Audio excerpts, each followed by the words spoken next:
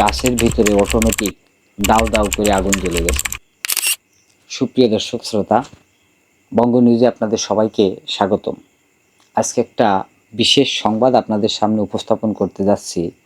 সেটা হলো যে গাছের ভিতরে অটোমেটিক দাউ দাউ করে আগুন জ্বলে গেছে। বিষয়টা অনেকটা তাৎপর্যপূর্ণ, কারণ এটা সচরাচর দেখা যায় না, কিন্তু বাস্তবিক অর্থে একটা 200 বছরের পুরাতন যে রেন্টি গাছ, এই রেন্টি গাছের ভিতরে আগুন লেগে গেছে অটোমেটিক, এবং প্রত্যেকটা শাখা প্রশাখার ভিতরে। এবং এটা দেখে কিন্তু অসংখ্য মানুষ একটা আতঙ্ক সৃষ্টি হয়েছে। এই রেন্টি গাছে যে হঠাৎ করে আগুন লেগে গেলে বিষয়টা কি, এটা যে কোনো এলাকায় ঘটলে কিন্তু মানুষের ভিতরে আসলে এই আতঙ্ক হওয়ারই কথা। এবং এটা ঘটেছে কোথায়? এটা হলো যে কিশোরগঞ্জের পুরাতন কোর্ট এলাকায়, এবং যেখানে আগুনটা সংঘটিত হয়েছে ওর পাশে কিন্তু জেলা প্রশাসকের যে নথিপত্র থাকে সেই কার্যালয় কিন্তু ছিল তার পাশেও, এবং অসংখ্য সরকারি কর্মকর্তা কর্মচারীদের অফিস ছিল। কিন্তু এখানে অনেক বড় একটা ক্ষতি হয়ে যেতে পারত, কিন্তু হয়নি।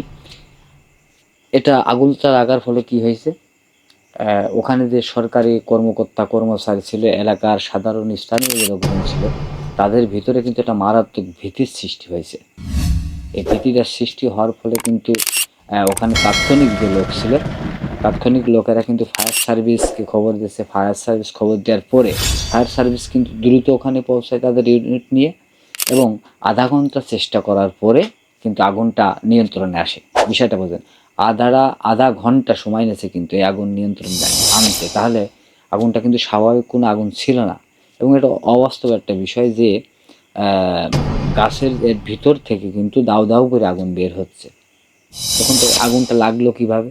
ওখানে প্রত্যক্ষদর্শী যারা স্থানীয় লোকজন ছিল, তারা একটা বিষয় ধারণা করছে যে এটা 200 বছরের একটা পুরাতন গাছ।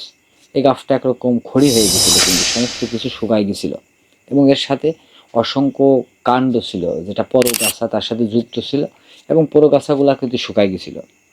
লোকজন, স্থানীয় লোকজন এইটুকু তাদের ভাবনা থেকে বলতেছে, বা তারা যেটা বলতেছে যে ওই কাণ্ড থেকে, নিচের কোনো আগুন থেকে হয়তো এই আগুনটা ছড়াতে পারে।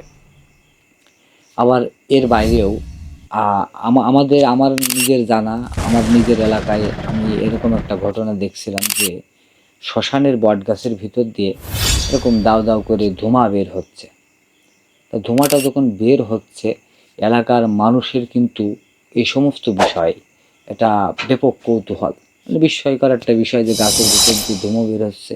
আধ্যাত্মিক চেতনার জায়গা থেকেও মানুষ ওখানে যায়, এবং আমাদের হিন্দু সম্প্রদায়ের অসংখ্য লোক কিন্তু ওখানে যে পূজা পার্বণ দেওয়া শুরু করে, দুধ, জল, কলা, যার যা মানুষ আর পণ্য ওখানে দিতে থাকে। কিন্তু তা সেই জায়গা থেকে আমাদের অঞ্চল থেকে আমি যেটা দেখা, সেটা হলো যে ওর ভিতরে যখন ওই ধোঁয়াটা বের হচ্ছে, তা তখন পূজা স্বরূপ আমাদের হিন্দু সম্প্রদায়ের পক্ষ থেকে দুধ এবং ওখানে জল যেই দেওয়া শুরু করলো, কিছুক্ষণ পরে দেখা গেল যে ওই ধুমো আসলে লিভে গেছে। এটা হচ্ছে কীভাবে সংগঠিত হয়েছিল ধুমোটা? ওই বট গাছ তো আসলে দীর্ঘদিন পুরাতন হয়ে গেলে ওর ভিতরে খড়ি জমা হয়, আর খড়ি জমা হয় বিভিন্ন ছত্রাক জন্ম নেয়, এবং এই ছত্রাকগুলো দীর্ঘদিন থাকতে থাকতে অসংখ্য গরমের ভিতরে ওখান থেকে একটা দম তৈরি হয়। হয়তো কেউ ওখানে অসংখ্য লোক আবার ঘোরাফেরা করতো, বিভিন্ন যারা গাঁজা টাজা বা বিভিন্ন নেশা পানি করে, তারা কিন্তু ওখানে নিয়মিত যাতায়াত ছিল। তারা ওখানে এলাকার লোকে ধারণা করলো যে তাহলে শ্মশানে যারা গাঁজা মাজা বা নেশাপন্ন করে, তারা খাওয়ার পরে ওইটা বিড়ি টিটি ওর ভিতরে হয়তো ফেলছিল, ওখান থেকে হয়তো আগুনের সৃষ্টি হচ্ছিল। তো সেই জায়গা থেকে আমাদের এই জায়গার অভিজ্ঞতা আমার এটা জানা। তা আমার কাছে এরকমই মনে হয় যে আসলে এটা আতঙ্কিত হওয়ার কোনো রকম বিষয় না, বা অলৌকিক কোনো ঘটনা এরকমও কোনো কিছু না।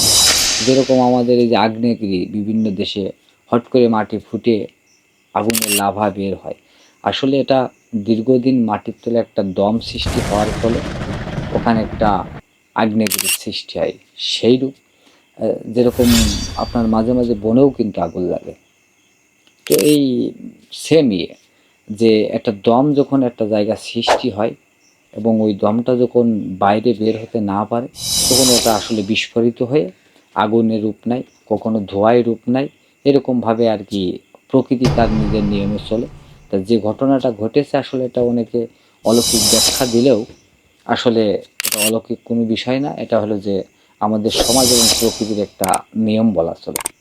তা দর্শক, আপনারা যারা আমার ভিডিওটা দেখলেন, আপনাদের মতামত কি আপনাদের জায়গা থেকে আপনারা জানাতে পারেন, এবং ভিডিওটা যদি ভালো লেগে থাকে লাইক, কমেন্ট এবং শেয়ার করে সাবস্ক্রাইব করে পাশে থাকবেন। ধন্যবাদ সকলকে।